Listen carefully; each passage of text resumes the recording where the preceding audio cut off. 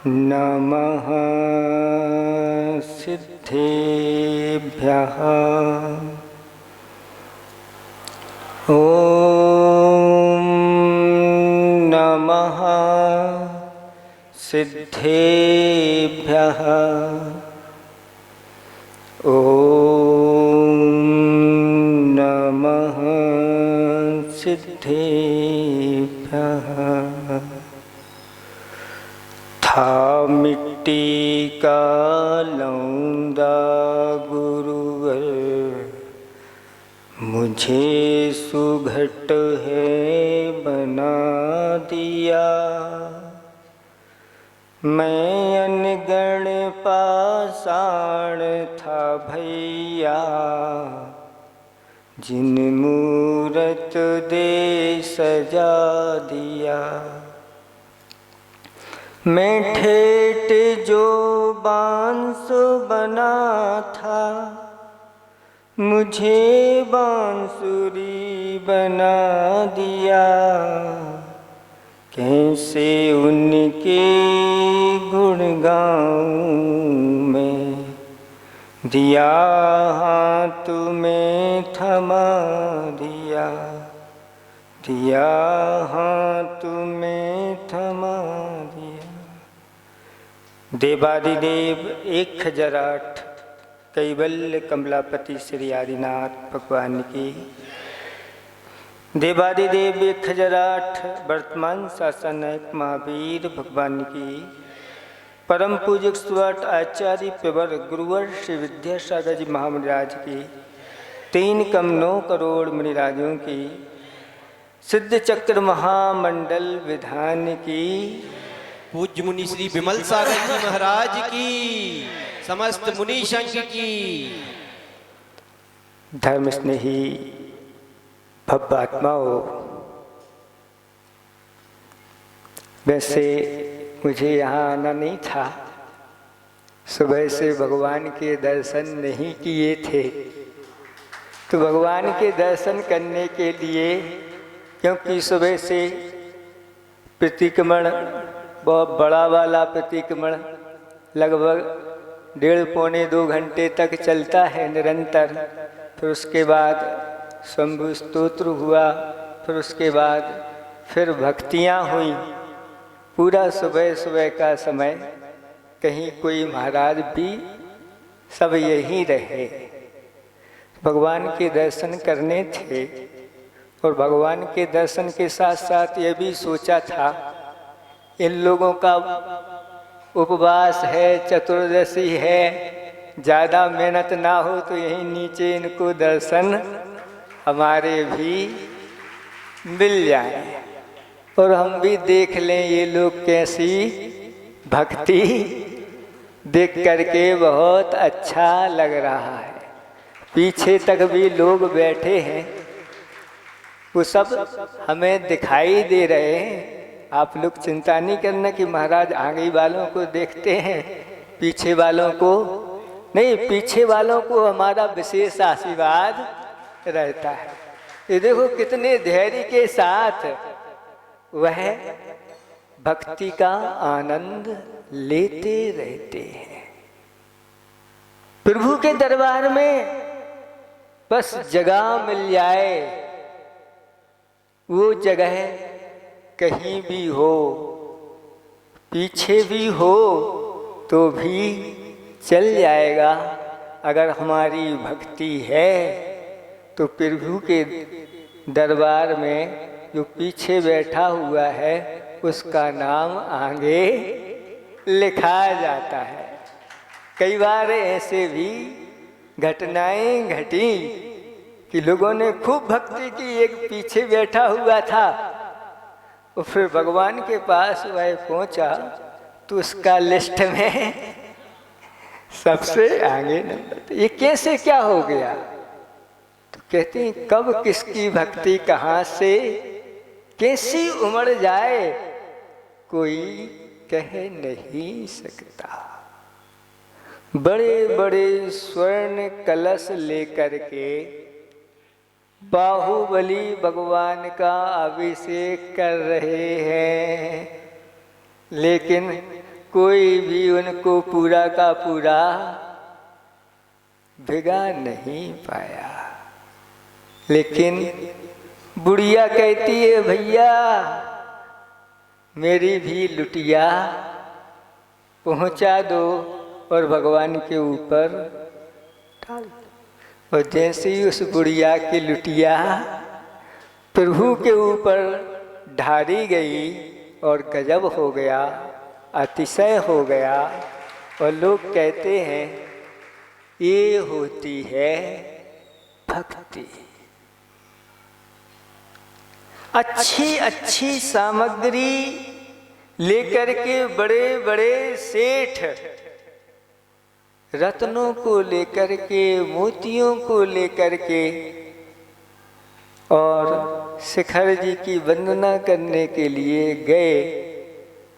लेकिन जैसे ही पहली टोक पर देखते हैं और देख करके आश्चर्यचकित रह जाते हैं।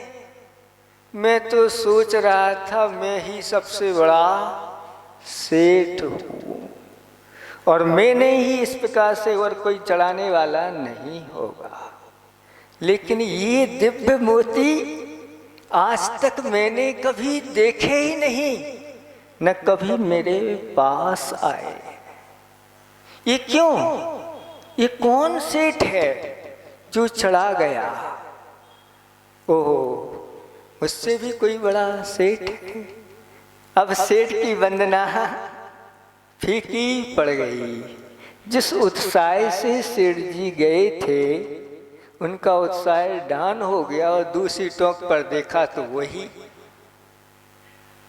और बढ़ते चले गए। ऐसा कौन सेठ है जो ऐसे दिव्य रत्न चढ़ा गया? अब और कुछ नहीं, जल्दी जल्दी वंदना करके और उस सेठ को ही ढूंढ रहे हैं। अब भगवान से कोई मतलब नहीं है। ये स्थिति बन जाती है। वास्तविक भक्ति क्या है? और दोनों बालक कैसी निष्ठा के साथ वह शिखर जी की वंदना करने के लिए गए। ज्वार के दाने उनके मोती बन गए। ये है भक्ति। भक्ति ऐसी ही होना चाहिए। भक्ति में हमेशा नम्रता होना चाहिए, विनय होना चाहिए। भगवान मैं कुछ चढ़ा नहीं पा रहा हूँ। हमेशा हमेशा भक्ति करते समय ऊपर वालों को देखना चाहिए। हमसे ऊपर वाले कैसे जिनेंद्र भगवान की भक्ति करते हैं। एक सौधर्मिंद क्षयक समीर दृष्टि उसकी भक्ति देख लोगे तो अपने आप को आप मिथ्या दृष्टि मानने लगे हुए कि क्या है ये है सम्यक दृष्टि की लक्षण। गदगद हो जाता है, रोम रोम पुलकित हो जाता है। अभी भगवान नहीं बने हैं, होनहार भगवान को देखने के लिए हजार नेत्रों बना करके भी वह तृप्त नहीं हो पा रहा है। क्या भक्ति है? ऐसी भक्ति करने के लिए का भक्ति में हमेशा हमेशा विनय रखना चाहिए। यहाँ बहुत सारे देख रहे हैं, ये सब शहर की हैं बहनें माताएं, आधों के तो सिर पे पल्लू ही नहीं है। ये बहुत है ना, स्टैंडर्ड भक्ति आप लोगों की बढ़ती चली जा रही है। स्टैंडर्ड ये भक्ति का एक रूप होता चला जा रहा है। सिर पे हमेशा देव शास्त्र गुरु के ये होना चाहिए, पल्लू से ढका हुआ अपने ये बाल दिखना नहीं चाहिए। एक खाई को पढ़ा था, आप लोगों को बुरा ना लगे तो सुना दें। बोलो।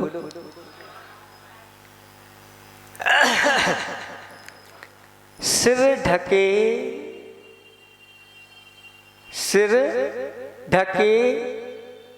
वो स्त्री कैसी मोर सी। सिर ढके स्त्री वो मोर सी। नहीं तो ढोर सी है।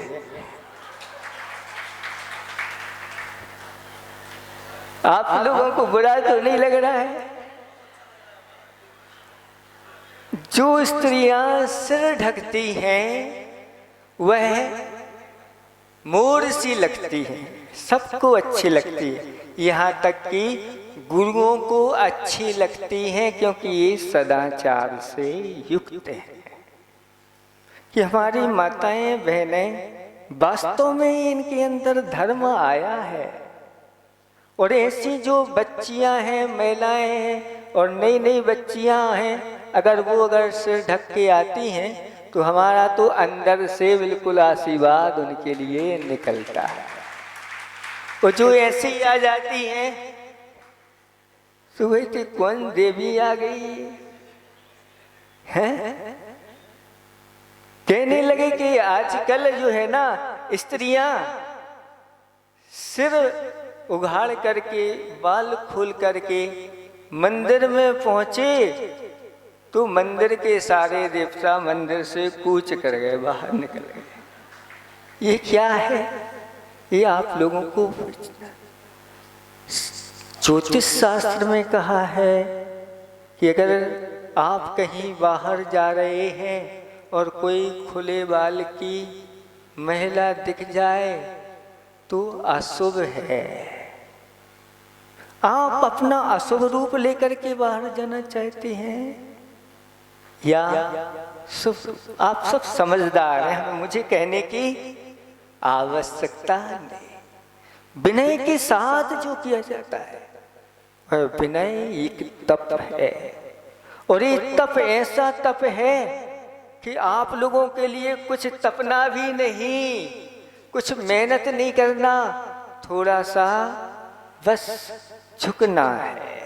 आप जितना झुकते जाओगे उतना बढ़ते चले जाओगे, क्योंकि ये विनय एक ऐसा तप है जो असंख्यात गुणी निर्जरा के लिए अंतरंग तप कह दिया। कि वह बाह्य तप तो बहुत होते, लेकिन अंतरंग तप भी होना चाहिए।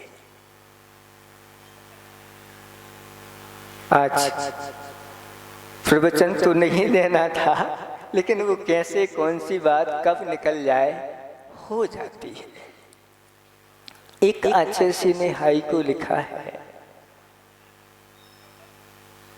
नींव पक्की है, घर कच्चा है, किंतु छांव घनी है। सुन रहे हैं आप लोग? नींव पक्की है, घर कच्चा है, किंतु छांव घनी है। अगर नींव मजबूत है तो चिंता की कोई बात नहीं रहती। कच्चे घर में बना करके भी लोग जंगल में रहते हैं, लेकिन नींव बहुत पक्की बना के रखते हैं। तो ऐसे ही, और नींव कच्ची है, घर पक्का है, कोई भरोसा नहीं। नींव कच्ची है, घर पक्का है, कोई भरोसा नहीं। थोड़ा सा भी अगर वह भूमि कंपित हो जाए, थोड़ी सी भी, वह पूरा का पूरा धराशायी बन जाता है। ऐसे ही धर्म का मूल क्या है? बोलो, धर्म का मूल क्या है? दंसण मूलो धम्मो। ये पंक्ति आप लोगों ने पढ़ी होगी। दंसण यानी सम्यक दर्शन इस धर्म का मूल है। अगर हमारा मूल कच्चा है तो फिर आप बहुत बड़ी बड़ी चीजें भी करते रहो तो कोई भरोसा नहीं होता। ये क्षणिक होते हैं और संसार के सुख मिल करके फिर क्या हो जाए कोई भरोसा नहीं होता। अगर आपका सम्यक दर्शन मजबूत है और अगर ज्यादा आपके साधना बड़े बड़े व्रत नहीं है, कोई बात नहीं, उसको हमेशा हमेशा छाव उसकी बहुत घनी रहेगी, यानी हमेशा वह जहाँ जाएगा सुख ही सुख उसको मिलने वाला है। और इस सम्यक दर्शन के 8 अंग कहे गए हैं। आपके शरीर में कितने अंग हैं? कितने अंग हैं? 8 अंग हैं। ये बाहरी आपके 8 अंग दिखाई है, लेकिन सम्यक दर्शन ये अंतरंग में प्रकट होता है और इसके 8 अंग हैं। उन 8 अंगों को इन शरीर से भी उपमा दी गई है। आप लोगों ने पढ़ा होगा, स्वाध्याय किया होगा, दी गई नहीं? कितने लोगों ने पढ़ा है इसको 8 अंगों के साथ? 8 अंगों की उपमा नहीं पढ़ा? ज्यादा लोगों नहीं पढ़ा तो बता दें क्या? देखो, सबसे पहले कौन सा अंग है? कौन सा अंग है? निसंकित अंग है।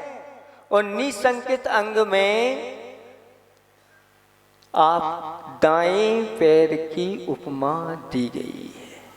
आप कहीं भी जाते हैं, अपना पैर उठाते हैं, तो जब पैर उठाते हैं, जब आपको कोई शंका नहीं होती कि ये रास्ते के जहां मेरा पैर पड़ेगा वहां ना कोई कांटा है, ना कोई कांच है, ना कोई इस प्रकार का खतरा है, आपने अपना रास्ता तय कर लिया है, तो ये निसंकित होकर के आपका पैर उठ जाता है। और दूसरे नंबर का कौन सा है? निकांक्षित अंग है। निकांक्षित अंग का यानी कोई आकांक्षा, जब आपने बायां पैर उठा दिया है, दायां पैर उठा दिया है, तो बायां पैर उसको कोई आकांक्षा नहीं रहती, उसके पीछे वह चल देता है। तीसरा अंग कौन सा होता है? निर्विचिकित्सा अंग होता है। निर्विचिकित्सा अंग के लिए यानी गिलानी नहीं करना। किससे नहीं करना?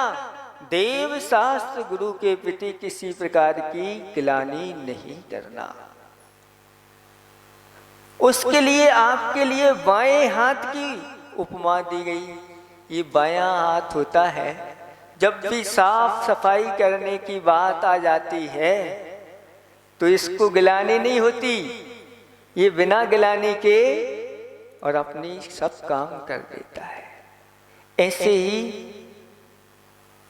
यह सम्यक दृष्टि का तीसरा अंग होता है। चौथा अंग कौन सा है? अमूढ़ दृष्टि अंग है ना। अमूढ़ दृष्टि अंग का अर्थ होता है कि किसी प्रकार से मूर्ता को प्राप्त नहीं होना, मूर्ताओं को स्थान नहीं देना। यानी इसके लिए दाएं हाथ की उपमा दी गई है। ये दायां हाथ जो है ना, आपको सही सही मार्गदर्शन देने के लिए इस प्रकार से चलती है। आप लोगों की उंगली इधर उधर ऐसा मार्गदर्शन ऐसा करना, ये हो गया। अब 5वें नंबर पर उपगूहन अंग होता है। यानी जो भी दोष किसी कदाचित किसी प्रकार से इस मोक्ष मार्ग में चलने वालों में दोष लग जाते हैं कभी कभार, तो उनको ढक देना, उजागर नहीं करना। जैसे आप का मध्य भाग जो है हमेशा हमेशा ढका रहता है, उजागर नहीं होता, ऐसे ही ये उसकी उपमा दी गई है। फिर छठवां कौन सा है? स्थितिकरण अंग। और स्थितिकरण अंग के लिए पीठ की उपमा दी गई है। जैसे बहुत भारी वजन है, उस भारी वजन को, बोरे को उठा के रखना है। 1 क्विंटल का बोरा है, अब शक्ति कम होती चली जा रही है आपकी। पहले 1 क्विंटल का रहता था, उसमें भी कई लोग 120 भर देते थे हमारे ज़माने में। और पल्लेदार जो होते थे वो पीठ पर रख करके और रख देते थे, इसलिए कि बड़े बड़े भार को भी पीठ पर रख करके रख देना। ऐसे ही स्थितिकरण में जो गिर रहा है उसको संभालने के लिए काम किया जाता है। इसमें कहीं कहीं अंतर आता है इन दोनों में, कि कहीं कहीं तो स्थितिकरण के हाथ का, दाएं हाथ का दे देते हैं और उपगुहन को पीठ का भी दे देते हैं। कहीं कहीं इस प्रकार से भी अंतर आता है। जैसे पीठ दिखा देना मूर्ताओं को तो पीठ हो गया, और किसी को उठाना है तो कौन सा हाथ काम करता है ज़्यादा, ताकत कौन सी लगती है? ये दाहिनी हाथ की ताकत लगती है। इसके बाद फिर कौन सा आता है? वात्सल्य अंग है ना, स्थितिकरण के बाद वात्सल्य है, यानी साधर्मियों के प्रति वात्सल्य प्रेम होना। और वात्सल्य अंग के लिए किसकी उपमा दी गई? हृदय की उपमा दी गई है। शरीर के अंगों से चल रहा है अभी, और दूसरे बाहर नहीं जाना। जिससे शरीर में हृदय नहीं है तो कोई काम नहीं। और 8वां अंग प्रभावना अंग है। ये प्रभावना अंग ऐसा अंग है, ये प्रभावना अंग के लिए ये दिख रहे हैं ललाट।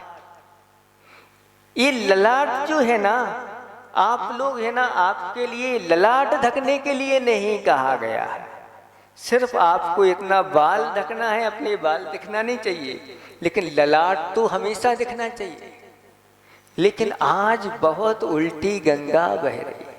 आज के बच्चों के लिए इस प्रकार की शिक्षाएं दी जा रही हैं, वह अपना उत्थान नहीं कर पा रहे। ये क्या है? ये भाग्य कहलाता है, भाल है, ये लक है। और बच्चे लोग अपने बालों को ऐसे पूरे ढांक लेते हैं, तो अपने भाग्य को जो ढकेगा उसका भाग्य चमकेगा कैसे? ये अशुभ है। बच्चों को इस प्रकार का उपदेश दो, बड़ों को भी इस प्रकार का उपदेश दो। इसको नहीं ढकना, ये तो हमेशा खुला रखना। ये प्रभावना अंग के लिए आचार्य भगवंतों ने रखा है। अब प्रभावना 2 प्रकार से होती है। श्रावक भी प्रभावना करता है और श्रमण भी प्रभावना करते हैं। श्रमण किससे प्रभावना करें? बड़ी बड़ी पूजा करके। वो क्या पूजा करेंगे? उनके पास तो द्रव्य ही नहीं है, वो क्या दान देंगे? वो भी दान नहीं देते। हाँ, उनका दान अलग प्रकार का होता है, लेकिन ऐसा कहा गया है कि हमेशा हमेशा श्रवण, धर्म की प्रभावना, ज्ञान, ध्यान और तप के माध्यम से धर्म की बड़ी बड़ी प्रभावनाएं करते हैं। अपने ज्ञान में लीन रहते हैं, ध्यान में लीन रहते हैं। जितनी शक्ति है उस शक्ति के अनुसार तप भी करते हैं। और श्रावक कैसे प्रभावना करे?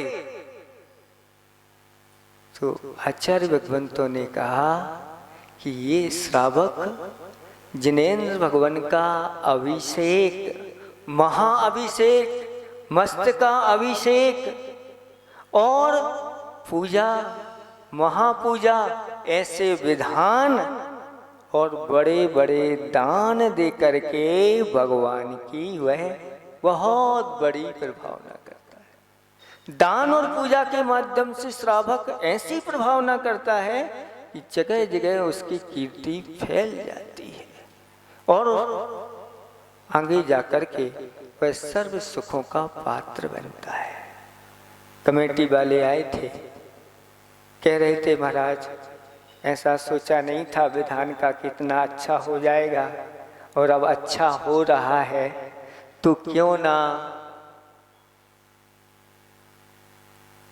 ना एक अच्छी धर्म की प्रभावना अंदर तो हो गई है, बाहर भी एक बड़ी प्रभावना हो जाए।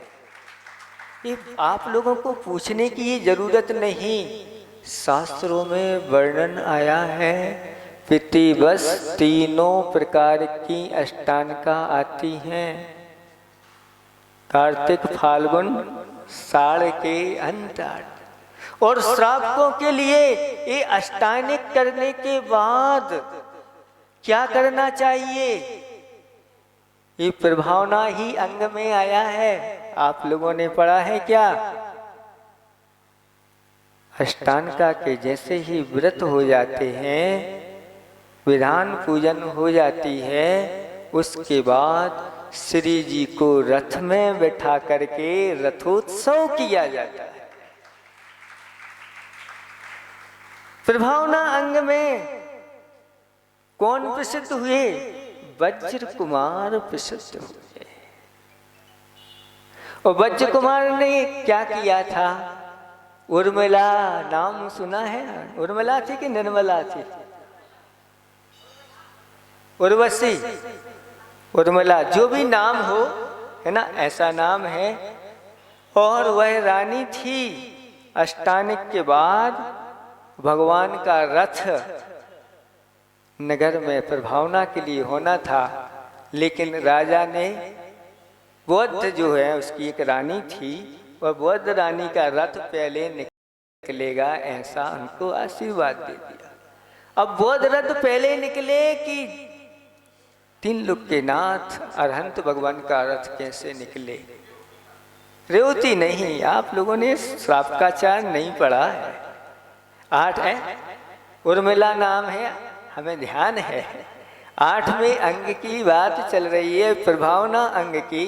और मुनिराज के पास पहुंच जाती है वज्र कुमार के साथ कि महाराज ऐसा नहीं होगा, अगर भगवान का रथ पहले नहीं निकला तो मेरे तो अन्न जल का सबका त्याग रहेगा। देखो कितनी आप लोगों को तो आकुलता रहेगी कि जल्दी जल्दी ये पूर्ण हो और भोजन पानी हो जाए। वो कहे नहीं, पहले रथ निकलेगा। तब वज्र कुमार महाराज ने विद्याधरों को बुला करके और कहा कि उर्मिला रानी का रथ सबसे आगे होगा। और विद्याधरों ने आकर के और वह रथ सबसे आगे करके, और जो बौद्ध रथ था वो तो ध्वंस कर दिया, और आगे सबसे आगे उर्मिला रानी का वह रथ, जिनेंद्र भगवान की वह दिव्य प्रभावना हुई और चारों ओर जय जयकार। ऐसे रथ में बिठा करके भगवान को एक परिक्रमा लगवा दो। है रथ आपके पास कि नहीं? सुना है भोपाल वालों ने बहुत अच्छा रथ चांदी का तैयार कराया। हमने तो देखा नहीं, हमें कैसे देखने मिलेगा? जब हमें देखने नहीं मिल रहा तो दुनिया को देखने कैसे मिलेगा? ऐसी आप बड़ी प्रभावना के साथ उपसंहार, कहते हैं संघर्षमय जीवन का उपसंहार हमेशा हमेशा हर्षमय हुआ करता है। जब आपने इतना संघर्ष कर लिया है तो अंत भी हर्षमय होना चाहिए।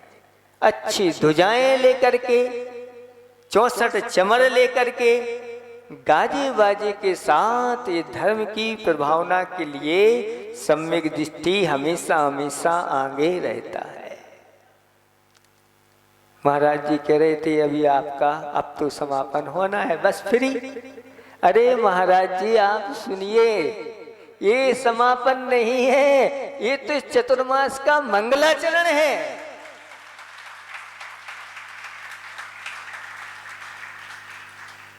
गौर झामर में जब हम थे और वहाँ 24 तीर्थंकर भगवान का समोषण विधान हुआ और विधान समापन होना था, सब लोग तैयारी में थे, लेकिन प्रवचन ऐसे हो गए कि वो विधान चालू हुआ था अष्टांगा के पूर्व में और विधान समापन होना है, अष्टांगा चालू हो गई। और अंदर से ऐसे भाव बने, थोड़ा सा उनको उपदेश दिया वो समापन नहीं हो पाया, वो सिद्ध चक्र चालू हो गया। और ये समापन नहीं, अब तो ये शुरुआत है।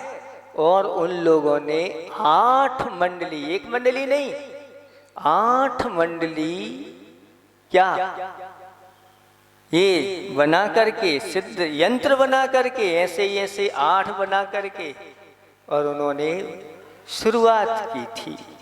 फिर उसके बाद तो 16 मंडली हुआ। ये सब छोटे छोटे गांवों की बात बता रहे हैं। फिर 32 मंडली हुआ। फिर उसके बाद बीना में 64 मंडली हुआ। फिर जैसे ही खिमलासा में आए तो खिमलासा वालों ने भी भावना बना ली कि मुझे 24 समूषण विधान करना है। इतनी ही जगह होगी, इतनी ही जगह में 24 वो समूषण लग गए। और लोगों ने बहुत आनंद के साथ, उत्साह के बहुत दान किया था। आप लोगों का उनके सामने बहुत फीका है ना, बहुत वो दान ऐसे उत्साह के साथ उन्होंने दान किया। सुनो, और सब समापन के लिए तैयार। अंत में फिर प्रवचन आ गया हमारा। तो हमने कहा ये समापन तो हो रहा है, लेकिन इसमें एक मंगलाचरण भी अब होने वाला है। क्योंकि जिस दिन समापन होना था और उसी रात मेरे पास एक व्यक्ति आ गया शाम को भावना लेकर के कि महाराज मुझे सिद्ध चक्र कराना है।